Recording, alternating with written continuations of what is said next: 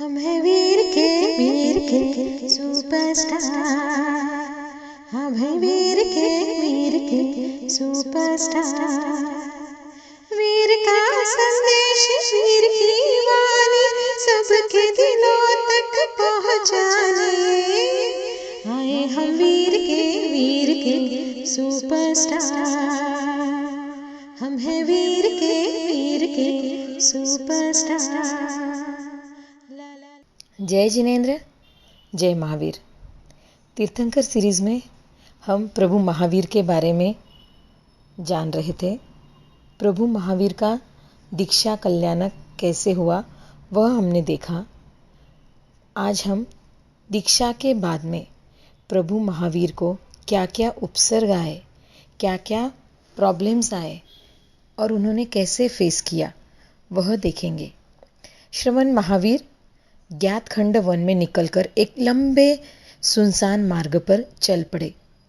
तो चलते गए रास्ते में एक छोटी सी बस्ती कुमार ग्राम आ गया, जिसका नाम आज कामन छपरा है। सूर्यास्त बेला नज़दीक जाकर भगवान महावीर इसी गांव के बाहर एक वृक्ष के नीचे ठहर गए। दोनों हाथ घुटनों की तरफ नीचे झुकाए, नाक के अग्रभाग पर दृष्टि स्थित कर भगवान महावीर वृक्ष की भांति स्थिर ध्यानलीन हो गए। एक ग्वाला अपने बैलों के साथ वहां आया। गो दोहन का समय हो गया था।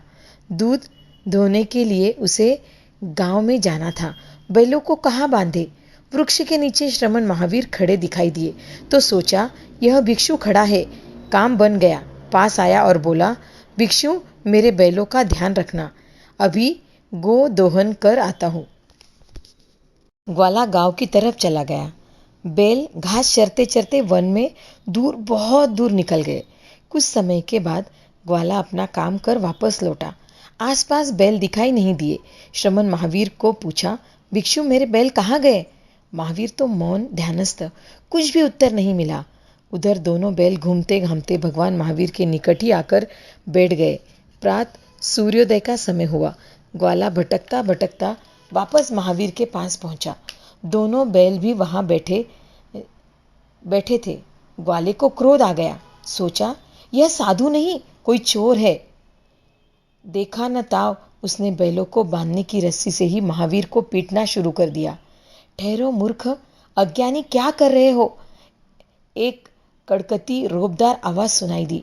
ग्वाला सहम गया। सामने खड़ा था एक दिव्य तेजस्वी पुरुष। ग्वाला उस देव पुरुष को देखते ही डर गया।